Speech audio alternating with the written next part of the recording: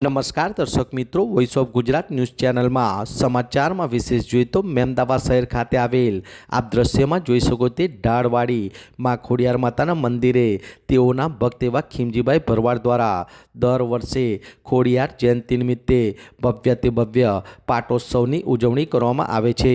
તો આ વર્ષે પણ 13મા પાટોત્સવ નિમિત્તે ભવ્યથી ભવ્ય કાર્યક્રમોનું આયોજન કરવામાં આવ્યું હતું। નિજ મંદિરને સુંદર ફૂલોથી શણગાર કરવામાં આવ્યો હતો, ત્યારે સમગ્ર વિસ્તારને રોશનીથી જગમગીત કરીને લાઇટિંગોથી શણગાર કરવામાં આવ્યો હતો।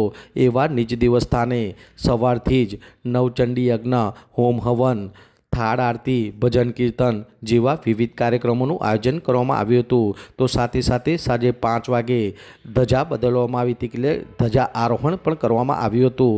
સાથે સાથે સાંજે 6 વાગ્યાથી ભવ્યથી ભવ્ય પ્રસાદ રૂપે, ભોજન રૂપે ભંડારાનું ભવ્ય આયોજન કરવામાં આવ્યું હતું, જેમાં મેમદાવાદ શહેર તેમજ આજુબાજુના ગામમાંથી મોટી સંખ્યામાં લોકોએ આ પ્રસાદ રૂપી ભંડારાનો લાભ લીધેલ હતો। તો રાત્રિના 12 વાગે નિજ મંદિરે 1000 ઉપર દીવડાઓની શેષનાગવાળી આકૃતિની મહાઆરતી પણ કરવામાં આવી હતી। તો સાથે સાથે આપ દ્રશ્યમાં જોઈ શકો તેમ ભવ્ય ભંડારાની અંદર મોટી સંખ્યામાં ધારાસભ્ય સેવા અર્જુનસિંહ ચૌહાણ સાથે મહાનુભાવો, અગ્રણીઓ, વેપારીઓ, નગરજનો સૌ કોઈએ મોટી સંખ્યામાં પ્રસાદરૂપી ભોજનનો તેમજ માના દર્શનનો લાભ લીધેલ હતો।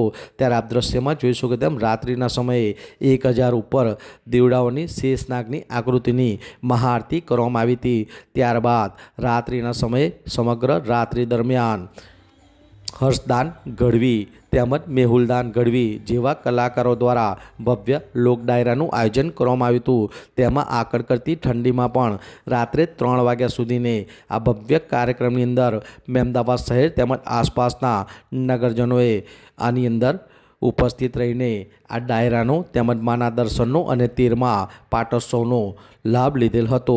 ત્યારે રાત્રિના સમયે પણ ધારાસભ્ય સેવા અર્જુનસિંહ ચૌહાણ જેવા અનેક મંચસ્થ મહાનુભાવો ઉપસ્થિત રહ્યા હતા। તો તેઓનું ફૂલ આરતી, સ્વાગત તેમજ સન્માન પણ કરવામાં આવ્યું હતું। વિરાંગ મહેતા, મહેમદાવાદ।